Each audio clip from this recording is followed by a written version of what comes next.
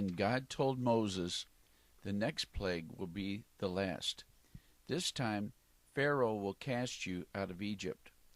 Tell all the people to borrow silver and gold jewelry from their Egyptian neighbors, and the Egyptians lent it gladly because God had caused the Egyptians to favor the Israelites, and because God had raised up such a power as Moses.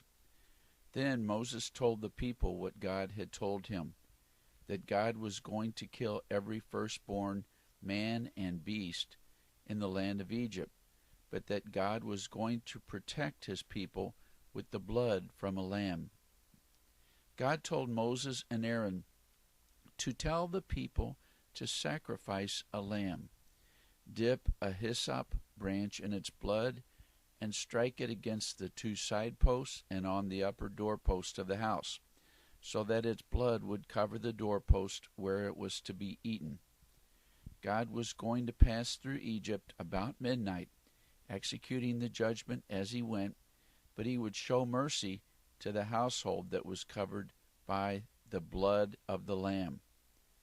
Nothing would be harmed in that household because God would pass over that house. God told them how to prepare for the Passover.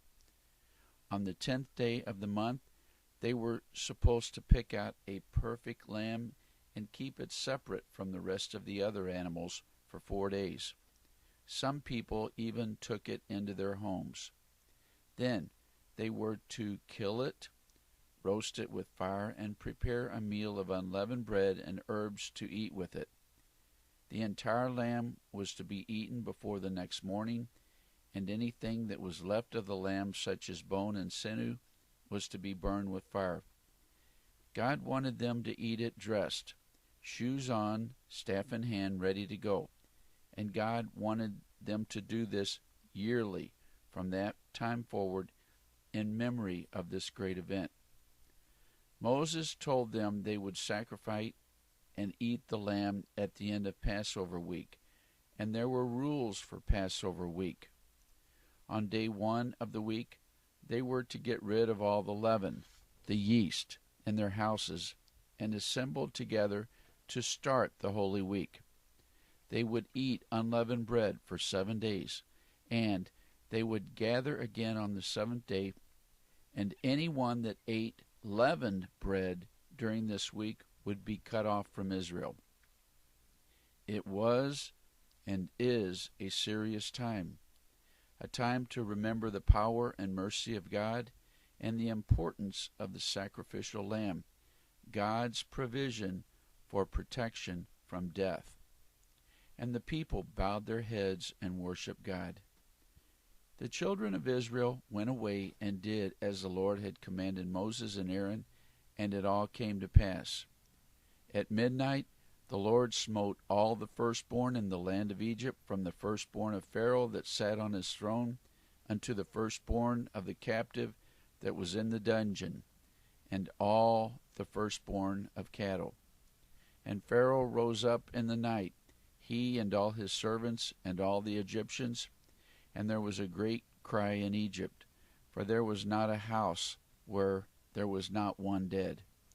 And he called for Moses and Aaron by night, and said, Rise up and get you forth from among my people, both ye and the children of Israel, and go serve the Lord as ye have said.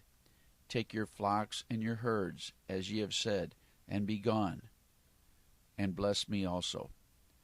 All the Egyptians wanted them out of there before God killed them.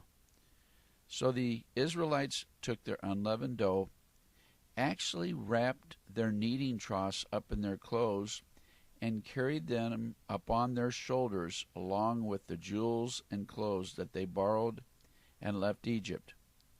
At the end of 430 years in Egypt, according to the word that God had given Abraham, Abraham's seed from his son Isaac, 600,000 men and their children, exited from Egypt, journeyed from Ramses to Succoth.